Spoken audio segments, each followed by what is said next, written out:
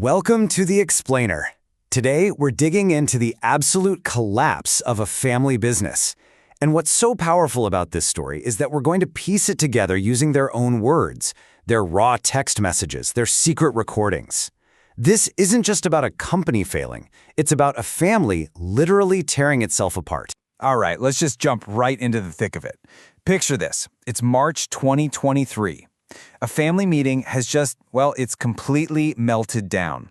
It's a full-on screaming match over money and respect, and suddenly, one brother-in-law, Archel, just loses it and yells this at Khalid, one of the brothers. This right here, this is the sound of a family at its breaking point.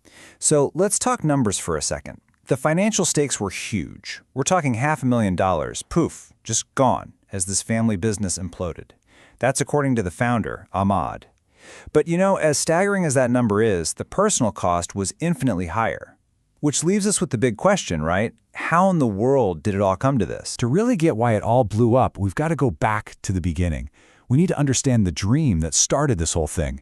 And it was a massive dream. I mean, lifting a family of 11 children out of poverty and putting them on the world stage. Okay, so this is the cast of characters, really. This is the family map.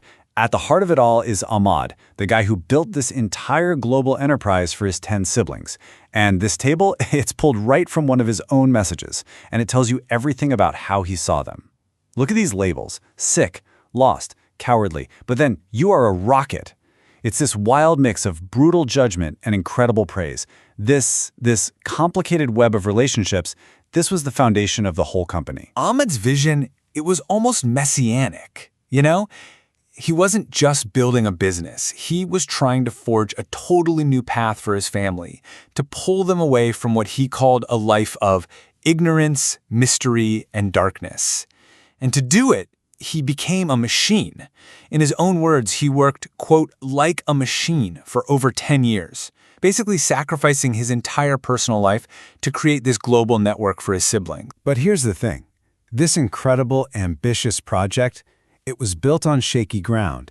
It was built on a foundation full of cracks. The seeds of this disaster, what Ahmad himself calls the knots, they were tied decades ago in a childhood that was all about insecurity and the unspoken pecking order in the family. And this hierarchy was everything growing up. You had Ali, the oldest, the genius. He was the one who could fix anything, and everyone praised him for it. Then there was Muhammad, the handsome brother, the one who got all the attention for his looks. And then you had Ahmad, stuck right in the middle. He didn't feel like the smart one or the good-looking one. His brothers had these clear identities. Ahmad felt like he had nothing. He was just the outsider. That stuff sticks with you. And that feeling of being an outsider all comes to a head in this one absolutely brutal childhood moment. He was apparently trying to scrub his face raw to look more like his fair-skinned siblings when his sister Mona dropped this on him.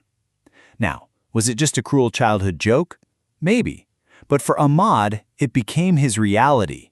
It was the defining wound that would fuel this relentless, lifelong drive to prove that he belonged. Okay, so fast forward. The business is growing, and as it grows, the pressure just gets insane. And those old childhood cracks, they start to split wide open. The man who was the glue holding this whole thing together, he starts to fracture, and that leads to a catastrophic breakdown of trust. Ahmad is pushing himself to the absolute limit, trying to manage every single piece of this global empire. And he admits it, he started using stimulants. But this wasn't about partying, no way. This was about survival. He was taking them just to stay awake, to literally work around the clock, to connect night with day, as he put it, because he was terrified the whole thing would fall apart if he didn't. And this just rips the family in two. You've got two completely different realities clashing. On one side, there's Ahmed, trying to get them to understand, saying, "Don't you want to know why?" He saw it as a desperate solution to an impossible problem. But on the other side, his family, led by his brother Ali, just heard an excuse. They heard I was not conscious and thought he was just dodging responsibility. From that moment on, his drug use became the only explanation for everything. His brother Muhammad really captures the family's turmoil with this question. He's asking Ahmad, how are we supposed to tell the difference between you when you're sane and you when you're sick? They felt like they were dealing with two different people. Was this the visionary leader they followed or the sick man who was destroying everything? that confusion, that inability to know who to trust, it just paralyzed them. And this brings us to the absolute heart of this whole tragedy, doesn't it? It's a really tough question. When a leader, a brother, a son, breaks under the weight of his own ambition, where do you place the blame? Is it on him for breaking, or is it on those around him for not stepping in to help before he did? So at this point, Ahmad has been pushed out, isolated from the very company he built, and his mission completely shifts. The fight isn't about the business anymore, it's about the story. It becomes an all-out war to control the narrative of how and why it all went so wrong. And Ahmad goes on a full-blown offensive. He starts meticulously documenting everything, recording calls, saving texts, you name it. And then he just comes out and says it. He's going to turn their family tragedy into a public spectacle. It's a threat for sure. Fix your behavior or the whole world will see it. But it's also, a pretty desperate attempt to get his version of events heard. In this just haunting letter he sent to his family, Ahmad lays out the true cost of this war. And it's not about money anymore. He lists the psychological devastation, the wreckage inflicted on nearly every single member of his family, right down to his own suicide attempt. This isn't a business ledger. It's a list of the collateral damage. But then you hear from their mother, and she's caught in this impossible position. She offers a totally different perspective. In a call with Ahmad, she defends Ali's drastic actions. She argues it wasn't about the business. From her point of view, Ali was trying to save his brother, who he believed was being destroyed by the very empire he was building. To her, a brother's life was worth more than any amount of money. And this whole battle over Ahmad's sanity just boils over when his sisters go and confront his doctor.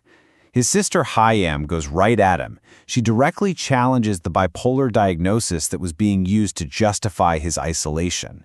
She's citing a negative test, questioning the doctor's conclusion, and it just reveals a family that was as deeply divided and confused as Ahmad himself. So after all of this, what's left?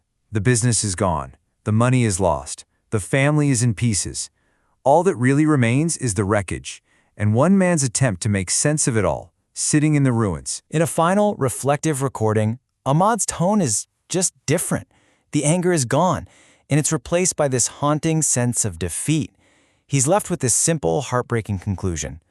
After everything, maybe the problem was just him. And then he describes the impossible trap he found himself in.